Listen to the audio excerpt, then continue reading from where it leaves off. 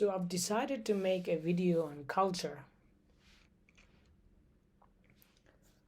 because I'm doing an assignment that has to do with the definition of what culture is and how culture comes to be. So I thought I might as well make a little video and see if I could articulate what I know, and in the process I might as well learn what I have not yet discovered. So let's see how we go. Culture is, well, to define it in a sentence, is an expression of human beings, essentially. But it is a patterned expression of human beings across generations. So it is predictable in some sense. So imagine you discover an island in the middle of Pacific Ocean, and you're curious as to how the people inhabiting the island behave. And so you go up close to them and you observe for a few days their ways of being, essentially. And so you discover that they have a certain way of cooking their meals. They have a certain way of greeting one another. They have a lot of elaborate traditions and rituals.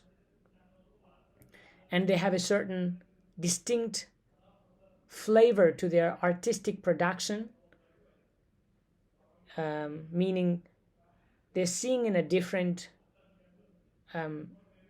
manner. They dance a distinctive dance, and their art is unique. That is culture. It's an expression of a group that is predictable. And so, having understood what that is, what culture is, now we are faced with the problem of how cultures emerge.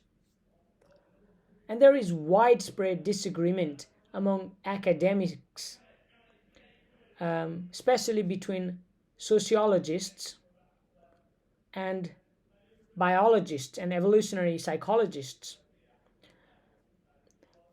And here we have to make some important clarification as to what a sociologist in the 21st century is like, because you may imagine a sociologist being a scientist who upholds the scientific method, and cherishes the statistical procedures and goes out into the field and objectively measures everything and comes up with a reliable statistical finding. But I am incredibly unhappy to express the fact that most of the sociologists, especially in the universities, are not professors. They are ideologues and they have agenda of their own. And so if the finding does not fit their agenda, they don't give a damn about the finding, man. They will just throw away the statistics to preserve their ideology. And so for an ideologue, it's not of paramount importance to uphold the academic values. Their ideology is to be regarded as supreme. And so anything that, proves their ideology, they will keep it. Anything that refutes it, they will discard it happily. And so you have to be very careful when a sociologist, unfortunately, comes up with a finding and talks about how cultures emerge, because you have to understand that they have a hidden motive underneath. But generally, we can rely more on hardcore evolutionary biologists and evolutionary psychologists, because they have not been as corrupted as the humanities, as the social science, as the sociology specifically has been. So one of my professors, who claims to be a sociologist, has an opinion as to how cultures emerge, and his opinion is that the sole governing factor that produces a culture is socialization, right? You can think about it for a minute, what that means. What it essentially means is the fact that people dance in a certain manner, the fact that people prefer certain food, the fact that people have certain rituals is a sole consequence of socialization. And he blatantly refutes any contribution from biology. So you can imagine what that means. A professor, an academic who is supposed to be objective and rational, clearly indicates that there is no such thing as biological contribution to the creation of a culture. And I was shocked. I was like, why are you even mentioning it? There has to be at least something. There has to be at least some biological contribution. After all, we are biological creatures with veins, bloods, neurons, and the physiology like all the other animal. How can there not be any biological influence? I was curious, and I read a few things about the emergence of culture. And I found out through evolutionary literature that culture is an emergent property of socialization, of course, but also biology and ecology. So what I mean by that is, yes, the socialization plays a tremendous role. Don't get me wrong, because people don't act similarly all across the world. If there was no contributing effect of socialization, then people would act in the same manner. People would dance the same dance, paint the same painting, sing the same song, but that's not how societies are presenting themselves. Societies are unique, and so we have to be accepting of the fact that socialization plays a role in creating a culture.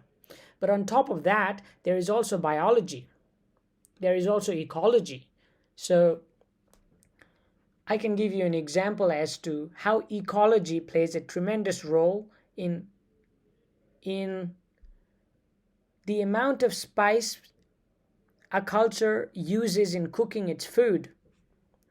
So most of you are aware that Indians, Sri Lankans, people from Mexico, from Middle East, people from Malaysia, people from the Latin America, Middle Americas, they use a lot of spices. And people from countries like Australia or Europe, China, Japan, Korea, they use very little. And this is a cultural difference, right? So some cultures use a lot more spices and some cultures use a lot less. And so the reason why some cultures use more spice than other is because you can imagine this being the earth, right?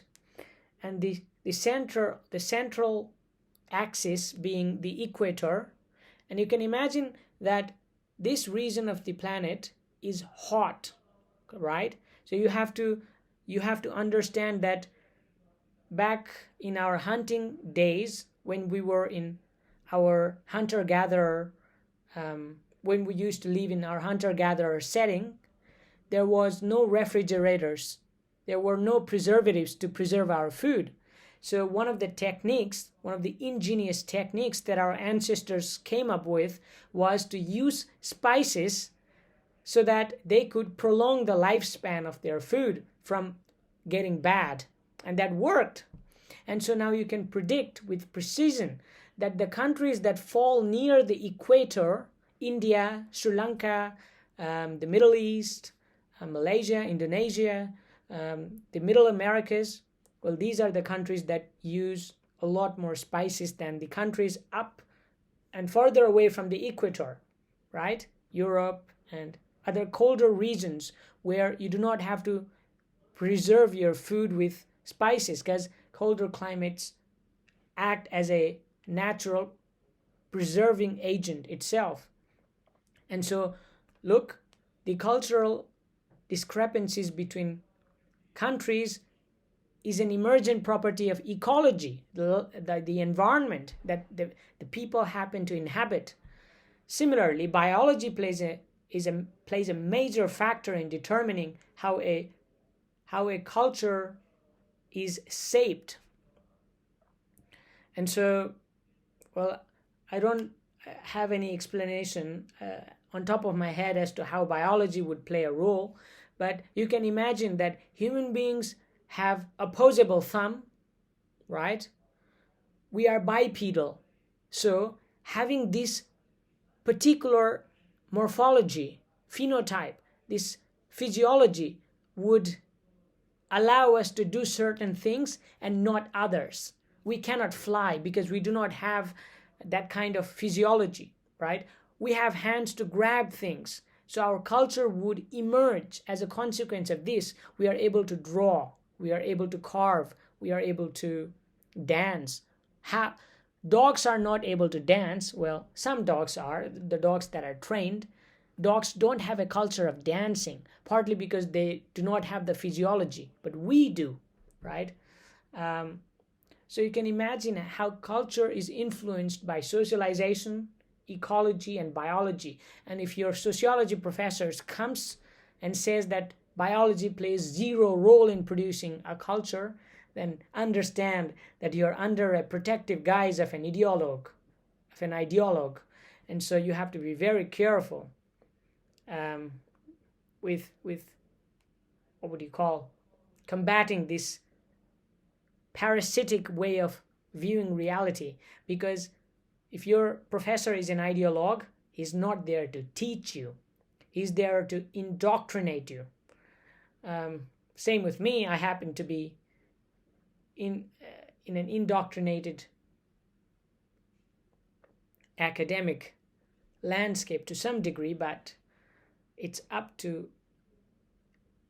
each individual to combat it and not to succumb to their ideology. With that, I hope you have a great day. Thank you.